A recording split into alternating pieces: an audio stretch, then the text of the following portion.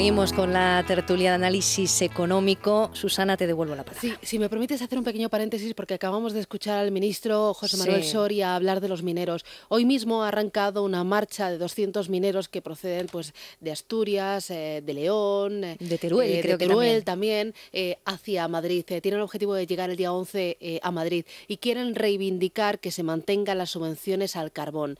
Yo creo que están luchando no por un derecho y sí por un privilegio. Y me parece que los tiempos que corren ahora mismo en España, pero ahora y tampoco antes, lo que pasa que se sigue agrandando la pelota, no podemos permitirnos el lujo de tener con privilegios a determinados sectores de la sociedad. El otro día leía algunas de las condiciones con las que se jubilan estos señores. El 48% de los mineros se jubilan con 44 años y con una pensión de 2.100 o incluso 2.600 euros. Y me da la sensación de que están peleando por un privilegio y no están peleando con armas buenas, sino que la están armando en las carreteras continuamente con violencia y dejando heridos a policías o también a periodistas. Y me parece que se están aprovechando de todos nosotros, van de víctimas cuando realmente víctimas somos todos y no nos podemos permitir subvencionar a un sector como el de la minería, que es totalmente deficitario ahora y también antes. Intentaron derribar un helicóptero de la Guardia Civil esta semana, con lo cual actos de terrorismo en todo caso. Sí, auténtico terrorismo, y cuando uno ve las imágenes con armas tirando piedra y tapados con la cara, uno dice, ¿esto está pasando aquí en España? Parecen las FARC, más que los mineros del norte de España. Si os parece, volvemos a ese plan de crecimiento de la Unión Europea. Nos ha servido el repaso informativo para escuchar tanto a Mariano Rajoy como a Angela Merkel. Decía Rajoy, y lo dejabas ahí, Manu, que esto va a suponer más Europa, más euro. ¿Es verdad? Más Estado europeo, sí, más Estado europeo, desde luego. Eso es lo que pretenden, no es más Europa. La Unión Europea nació como una zona de libre comercio. Eso hay que tenerlo muy en cuenta. Eso fue a través de una serie de acuerdos que se fueron comerciales para eliminar aranceles y barreras comerciales, primero entre pocos países, el Benelux, Alemania, Francia, y luego se fue extendiendo, y además en sectores muy concretos, como el del acero, y esto luego se fue extendiendo a todo tipo de servicios y productos y a muchos más países. Ahora mismo la Unión Europea 27 establece que en estos 27 países se permite la libre circulación de personas, de capitales y de bienes y servicios, sin necesidad de pagar aranceles. Eso es algo inédito en Europa, eso es un avance histórico para el continente, un continente que ha vivido guerras durante siglos y siglos, auténticas matanzas, y los últimos ejemplos terribles fueron en el siglo XX, con las dos guerras mundiales concentradas precisamente en Europa. Y lo que ha permitido ese principio de más mercado, ha permitido la paz en Europa, vivir uno de los periodos de mayor paz y prosperidad en el viejo continente de la historia. Por lo tanto, eso es digno de alabar y eso es para aplaudir hoy y siempre. Pero se está empleando la crisis económica para eliminar esas bondades de más mercado y aprovechar la situación para crear un superestado europeo. Un superestado europeo que en gran medida ya está conformado, o al menos sus raíces están ahí. Un Estado necesita simplemente 3 elementos para estar constituido.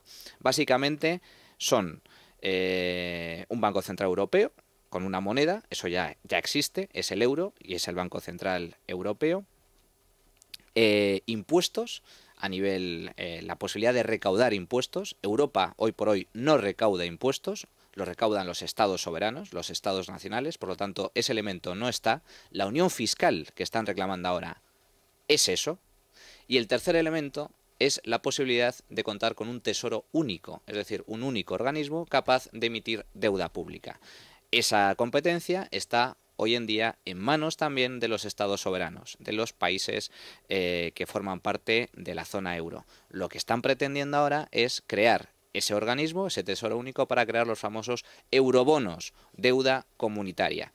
Bueno, yo soy partidario y firme defensor de la competencia administrativa y no considero que el euro corra ningún tipo de peligro en caso de que se mantenga la actual estructura. Al revés, considero que si avanzamos hacia un superestado europeo nos vamos a convertir en una especie de Unión Soviética Europea, por decirlo de forma quizás exagerada, pero lo que trato de explicar es que el euro, para que sobreviva, simplemente los principios ya están marcados. Necesita que se cumplan dos cosas básicas, que es déficit público del 3% máximo, deuda pública del 60%. ¿Y qué ha pasado en esta crisis? Pues que no ha pasado eso, que España y los países del sur han disparado su déficit público a niveles de 2 dígitos y la deuda pública ha crecido de forma desaforada. Y ahora la cuestión es, ¿quién paga la factura? Y solo hay 3 formas de pagar la factura: austeridad, cosa que todavía no se ha producido ni en Europa, ni en España, ni en el resto de países; inflación, que es lo que va a generar y lo que están pretendiendo los países díscolos con esta unión fiscal y esta superestructura, es decir, que el Banco Central Europeo acumule toda la deuda periférica, toda la deuda tóxica, y eso generará una alta inflación a medio plazo; o la quiebra de los estados en problemas y su salida al euro. Solo hay esas 3 salidas. Yo, lógicamente, defiendo la primera. ¿Qué es la intervención? No, que es la austeridad. Austeridad. Y el resto, la mayoría de políticos, lo que defienden es la inflación. De ahí los 130.000 millones. De ahí los 130.000, no, los 130.000 millones es para tratar de relanzar el crecimiento económico. De lo que Pero al final gastamos más. Yo no sé si eso va a repercutir en el déficit o cómo puede convivir Va a repercutir eso en el déficit de los países del norte, que son los que van a aportar el dinero. Es que además aquí en España tenemos una situación muy complicada porque en este momento estamos en una auténtica recesión. No hay ingresos vía consumo. Hemos visto que los ingresos por IVA, por impuestos especiales, están totalmente desfallecidos. No hay ingresos tampoco por IRPF porque tenemos una tasa de paro por encima del 24% y estamos viendo pues que España para conseguir ese objetivo de déficit tiene 2 caminos: aumentar los ingresos y reducir los gastos. Por la vía de aumentar los ingresos, pues no, ni se ve en el corto plazo, por eso, porque estamos en recesión y porque el paro está totalmente disparado. Pero por la vía de reducir los gastos, el problema que tiene España, yo creo que es que le falta convicción. Están intentando machacarnos a toda la clase media vía impuestos. Fue el IRPF que nos subieron, más el IBI, más la subida al ahorro a finales de diciembre del año pasado, y ahora se nos amenaza con una nueva subida del IVA que puede ser al 21 o al 23%. Pero con eso vas a profundizar todavía más la crisis porque el Gobierno no se ha puesto manos a la obra a reducir los gastos. De momento lo que ha hecho es ese recorte en sanidad y en educación, pero realmente el 70% de los gastos que tiene el Estado están comprometidos. Están comprometidos con las pensiones, con el paro, las prestaciones por desempleo, con las transferencias a las comunidades autónomas que han aumentado en los últimos presupuestos generales del Estado, y lo último, con los intereses de la deuda. Así que, como no toques esa estructura, no hay vía por mucho que ajustes en sanidad, en educación o en chorradas múltiples. Tienes que realmente decidir, es como si uno en casa dice: vale, yo borro a los niños de las clases de inglés, ya no salimos a comer los domingos, comemos en casa. No, tienes que tomar decisiones estructurales porque la mayoría de tu gasto se te va en pagar la hipoteca y en pagar el seguro del coche. Entonces tienes que decidir: vendo el coche porque con llenar el depósito con menos gasolina no es suficiente. Tienes que tomar decisiones vendo importantes. La casa incluso. O incluso vendo la casa vendo y la voy a casa alquilar. Aún asumiendo pérdidas, vendo la casa y me voy de alquiler. Tienes que tomar decisiones estructurales. Con retocar, pues es el chocolate del loro, y con eso pues no sé a quién puedes engañar ni pretendes engañar, pero eso no funciona. Pasa lo mismo con las peticiones que nos está haciendo Europa.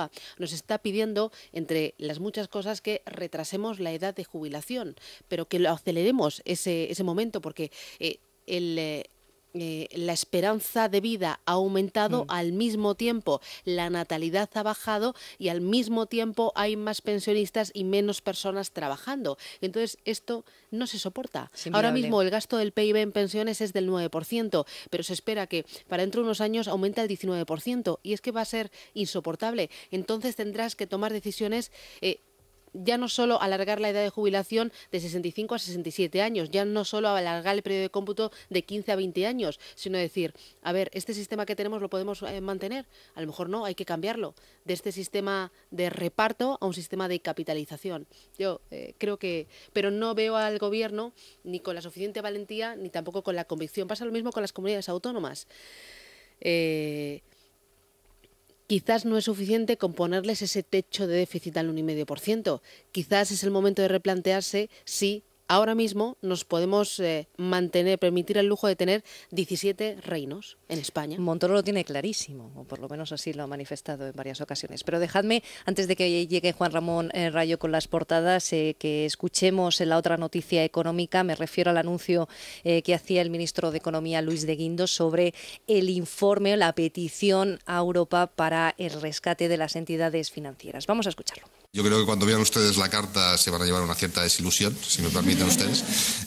Pero lo que sí les puedo decir es que el lunes próximo se remite la carta. Mucho más importante que la carta es el memorándum que tiene que firmar España, que tiene que acordar España con la Comisión y con sus socios.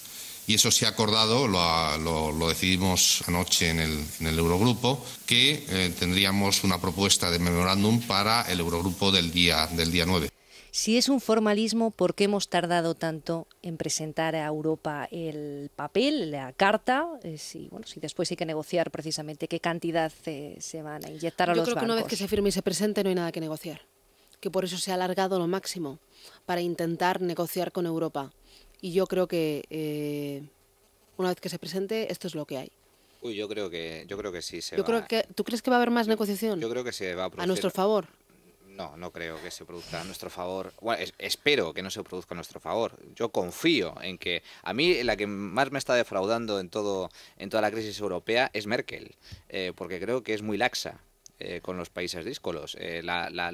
Normalmente se la pinta desde los medios de comunicación y desde los políticos que están rogando dinero como una mujer dura. No es cierto.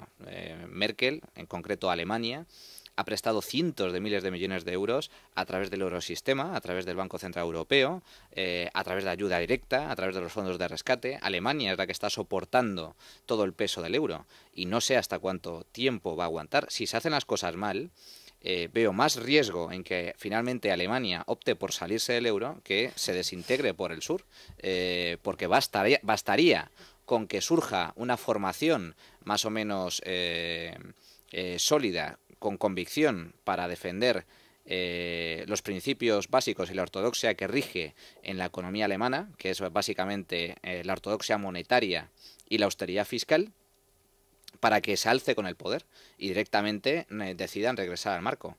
La mayoría de alemanes, esto lo reflejan las encuestas desde hace muchísimo tiempo, están en contra de rescatar a países insolventes, están en contra de rescatar bancos insolventes y están a favor de recuperar el marco. El euro es el marco. Es que sin marco no hay euro. Es tan sencillo como eso. Volvemos todos a los años de alta inflación y devaluación monetaria que hemos vivido y a los que hemos estado tan acostumbrados los españolitos de a pie. Por lo tanto, a mí Merkel me parece muy laxa y en ese sentido creo que el rescate bancario de momento está bien encaminado en el sentido de que Alemania no ha permitido lo que pretendía Rajoy, que era recapitalizar directamente los bancos, lo cual es una auténtica locura. El dinero se presta al Estado español. ¿Por qué se presta al Estado español? Porque es la única forma que tiene Alemania de exigirle una serie de condiciones y de ajustes al Estado español. ¿Cuál es el problema? El problema es que ahora los contribuyentes van a cargar a sus espaldas con otros 60.000, según las auditorías independientes, 100.000 hasta 100.000 millones de euros, porque posiblemente se solicite el máximo, si no ahora, pero sí los próximos meses, hasta 100.000 millones de euros el crédito que nos facilita el Eurogrupo, el 10% del PIB, 100.000 millones de euros. ¿Por qué la prima de riesgo ha subido tanto durante estos últimos días? Pues ni más ni menos porque los inversores se percatan de que la solvencia del Estado español es muy inferior a la que tenía antes de solicitar el rescate, porque se ha reconocido que hay que sumarle otros 100.000 millones de euros de deuda pública. Por lo tanto, bueno, es malo para los intereses de los españoles desde ese punto de vista. Hay otras alternativas y no se han querido adoptar. Por lo tanto, veremos en qué quedan las condiciones. Y por cierto, con esto termino. Insiste mucho el gobierno de que no hay condiciones ni ajustes macroeconómicos extra. Nos van a dar el dinero, pues... Esta es la gran mentira. No hay mayor mentira que esta. Evidentemente que hay condiciones macroeconómicas. Precisamente por eso se le presta al Estado. Los 100.000 millones de euros se van a traducir, insisto, en aumento de deuda pública 10 puntos porcentuales y en mayor déficit público. ¿Y qué dice el acuerdo del Eurogrupo? Señores, vamos a vigilar muy estrechamente que se cumpla el déficit público y el cumplimiento de las reformas. Por lo tanto, si no se ajusta el déficit público al objetivo que marque Bruselas y no se aplican las reformas para tratar de crecer, nos quitan el rescate. Por lo tanto, no da igual que esté en el memorándum o no, da igual que el memorándum ponga hay que subir el IVA, hay que bajar las pensiones, no lo van a poner así. Pero sí van a poner, es necesario que cumplan ustedes con el compromiso de déficit y con las reformas. Por lo tanto, todos los consejos que veamos a partir de ahora, desde la Comisión Europea, desde el Fondo Monetario Internacional, desde el ECOFIN, diciendo que hay que subir el IVA, que hay que bajar las pensiones, que hay que bajar hay que poner tasas en la educación y en la sanidad, el gobierno lo aplicará. ¿Pero tú qué crees? ¿Que el gobierno es inocente cuando dice que no nos van a poner condiciones? ¿O que nos está mintiendo y nos está tomando por tontos a los españoles? Nos toma por tontos, pero los ineptos son ellos. Ese es uno de los eslóganes que viene marcando durante todos estos días. No nos van a poner condiciones, no va a haber condiciones al rescate bancario. Bueno, al rescate no, que está prohibida esa palabra, al préstamo bancario. No está, bueno, gracias a Dios. Pero en el gobierno yo creo que es como la palabra tabú. Sí. O sea, no hay nadie que la pronuncie. Y también el otro eslogan que pronuncian es que España es solvente. España es solvente. Pero a ver si es que... refleja la prima de riesgo. Claro, sí. Y el problema que tenemos es que los mercados, los inversores internacionales no nos prestan dinero porque no se fían. Susana, mi abuelo decía que nadie da duros a pesetas. Es lo mismo, ¿no? Sí, efectivamente es esto. Pues yo insisto, por desgracia nos dan los duros. Es que el problema es que nos están dando los duros. Y independientemente de todo, yo considero que es muy bueno que la prima de riesgo esté alta y cuanto más alta mejor. Cuanto más alta mejor, porque la presión del mercado, o sea, hay que recordar, Zapatero no congeló el sueldo a los funcionarios porque se lo dijera Merkel. Es que si no se veía abocado a la quiebra, es decir, es que no le iban a prestar dinero en el mercado internacional. Es decir, el mercado le obligó a tomar ajustes de austeridad. Esa es la gran ventaja del mercado. Y si la prima de riesgo estuviera alta, tarde o temprano Rajoy se tenía que poner a hacer los deberes. Que si no eres fiable no te prestan. ¿Y por qué ha caído la prima de riesgo ahora? Pues ha caído porque ya se está descontando el rescate total del país, no el de la banca, total del país. Es muy importante esto. La propuesta de Monti de comprar deuda pública a través de los fondos europeos, 750.000 millones de euros. Por eso ha caído la prima de riesgo y por otra cosa fundamental. El Banco Central Europeo ha reducido sus exigencias para aceptar deuda tóxica, incobrable, por parte de la banca española. Bueno, tiempo para las portadas de los periódicos económicos. Juan Ramón, buenas noches de nuevo. Cuéntanos. Buenas noches de nuevo. Pues básicamente hay dos grandes noticias. Una, pues los 130.000 millones para políticas de crecimiento, así las han llamado, más apropiado sería políticas de despilfarro o políticas de endeudamiento a los contribuyentes sin contrapartidas. Y lo otro, el rescate a la banca. Empecemos con el primero, expansión. Alemania, Francia, Italia y España pactan un plan de crecimiento de 130.000 millones. El economista, plan para el crecimiento. La Unión Europea gastará hasta 130.000 millones. 5 días. Los grandes de la zona euro pactan un plan de crecimiento de 130.000 millones. Se suele decir que los titulares deben ser objetivos, que la prensa tiene que ser objetiva. Bueno, puede ser que estos titulares sean objetivos, pero eso solo indica que la objetividad en realidad no existe, porque llevan una carga ideológica muy fuerte estos titulares. Es decir, estos titulares asumen que efectivamente gastando 130.000 millones habrá crecimiento, lo cual es mucho suponer, habida cuenta la experiencia que tenemos en España con el nefasto Plan E. Bueno, sí, el plan es esto, es el plan E a nivel comunitario, solo que en lugar de que lo aplique Zapatero, lo aplicarán desde Bruselas. Bueno, pues seguro que no ha tenido que ver Zapatero.